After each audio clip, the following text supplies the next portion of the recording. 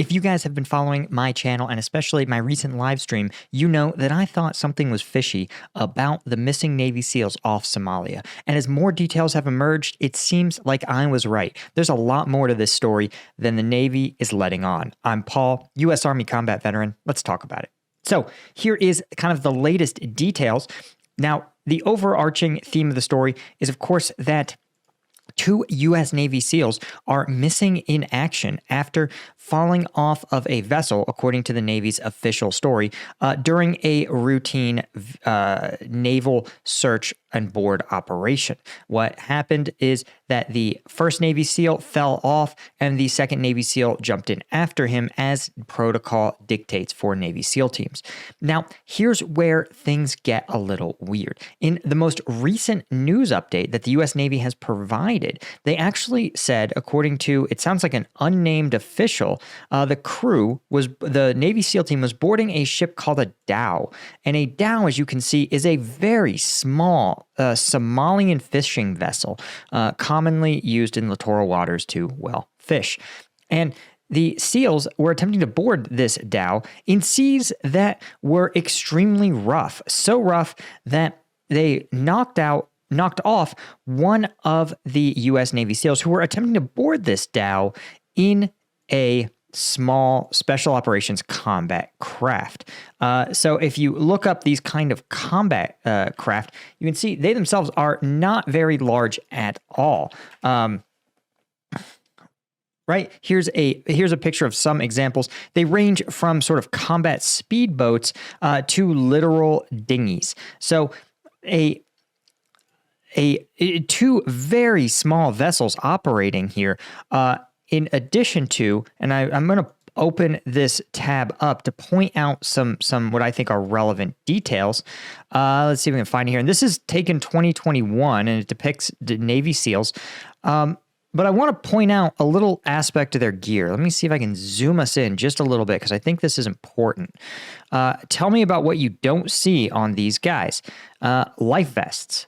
That's right. Something that is almost standard for these sort of operations. Anytime you're crossing onto or out of a naval vessel, you want to have a life vest on. And the fact is, these guys have plate carriers, which, don't get me wrong, I'm not going to sit there and tell the Navy SEALs don't wear plate carriers. You should.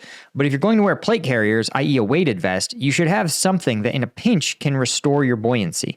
And they actually have life vests that don't even require you to be that bulky. They automatically inflate in the presence of water, right? There are options out there, but it seems like these SEALs prefer to rely on their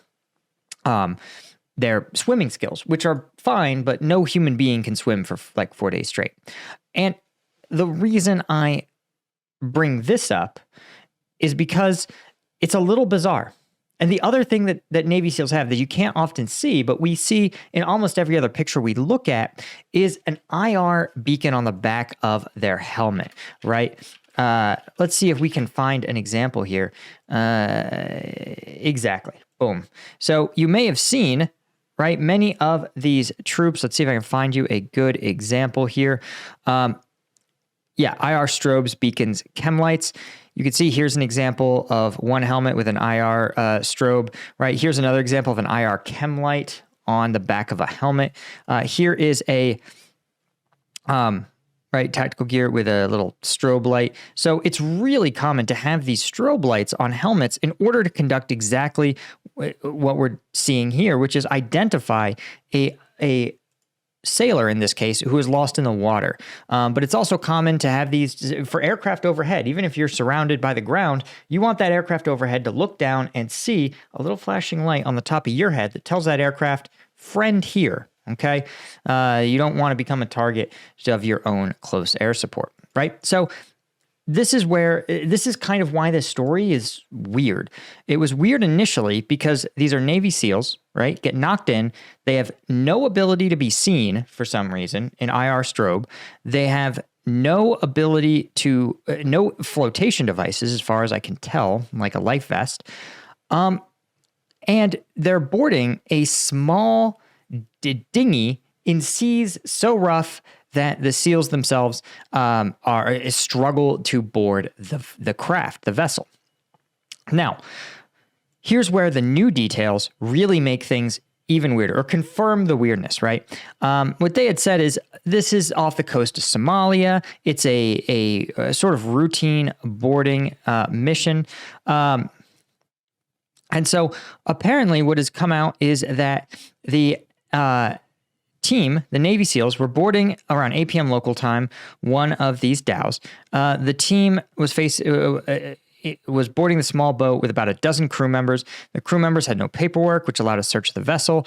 And what the SEALs found, what they had suspected they were going to find, was that the vessel contained Iranian missile parts. These include warheads, engines, and other components for a medium-range Iranian ballistic missile allegedly destined for Somalia. And so in the course of boarding this dhow, right, the Navy, of course, seized the boat, sunk the boat, seized the weapons, detained the crew, and have, Charlie Mike carried on their interdiction mission. And so this is, I think, this is sort of confirms my initial theory, because my initial theory was that the Navy was intentionally being obscure about what happened to these SEALs, because what they didn't want to do is cause an escalation within this Red Sea crisis, right? So these SEALs were killed, in fact, right, or are missing in action by countering Iranian medium-range ballistic missile operations facilitated by the Houthis in the Red Sea. So this is directly related to the Red Sea crisis. And here's where things get weirder. I still struggle to believe that the Navy SEALs didn't have a drone overhead, didn't have any eyes in the sky, didn't have thermal vision, it didn't have IR strobes or marking them, and that these two SEALs, one of which we know for sure should have been able-bodied, was unable to remain seen long enough to be recovered. That's bizarre to me. Because again, if one of these Navy SEALs fell off, hit their head, unconscious, totally believable that they might get lost at sea, right? That they might not activate a personnel recovery like an IR beacon or something. But an able-bodied SEAL going in who knows full well that they're jumping in to recover one of their battle buddies, they are going to make sure that the strobe is on. And that you hope that they can grab a life vest in the process. Just me. I don't know. But the fact that two SEALs are now missing in action when they were boarding a hostile boat carrying valuable weapons, I'm going to go ahead and speculate here. Perhaps these SEALs were killed in action. That whoever was defending this boat, defending these multi-million-dollar Iranian ballistic missile parts, may not have wanted the SEALs to board their ship, and may have engaged the SEALs with small arms fire as they tried to board, resulting in casualties. And the Pentagon, or even the White House, may say, listen, we cannot have this level of escalation. If we publicly acknowledge that these SEALs were killed by Houthi rebels, then you have to retaliate, because U.S. troops are always protected by the full weight of the U.S. military. And if the U.S. has to retaliate even more against these Houthi rebels, it's going to dangerously escalate this situation out of control. The situation will spiral. And this is exactly what Iran wants. They want the U.S. to become more directly involved in the conflict. They're going to, the idea is that it will become harder for Saudi to be a U.S. ally because the U.S. will be seen as a belligerent in this war between Israel and Hamas. This is playing perfectly into the U.S.'s hands.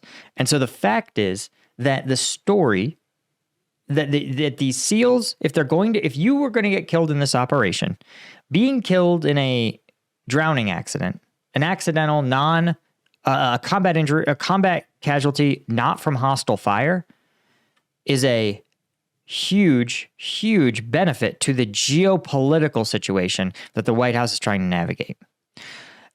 And so I have no evidence that these seals were killed by hostile fire, right? But I will say that it seems highly unlikely that multi-million-dollar Iranian ballistic missile parts bound for Yemen were unguarded and just passively, sailing on a small Somali fishing boat with a bunch of Somali fishermen who have no desire to defend this valuable military technology.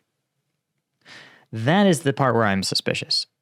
And so, again, do I want to see these SEALs avenged if that's true? I want to see them found, right? That would be ideal. I just either the U.S. Special Operations Command has lost the thread a little bit in terms of their ability to do risk mitigation, which is completely within the realm of possibility, guys. Or there is still more to this story than even is being told now. Anyway, guys, that's all I had. Of course, if you want access to uncensored combat footage, twice a week, I find the most viral combat footage from across the world, from Gaza, from Ukraine, even from places like Burkina Faso, and we drop it in we do a deep dive analysis of that footage. So if you want it and you want to support the channel, check it out. Any one of these tiers gets you access to those twice a week bonus videos. And it's a huge help to the channel and to me. So a huge thank you to everybody that supports us over on Combat Vet News, our Colonel tier members, our Lieutenant tier members. Thank you guys so much. And I will see you all in the next one. Cheers.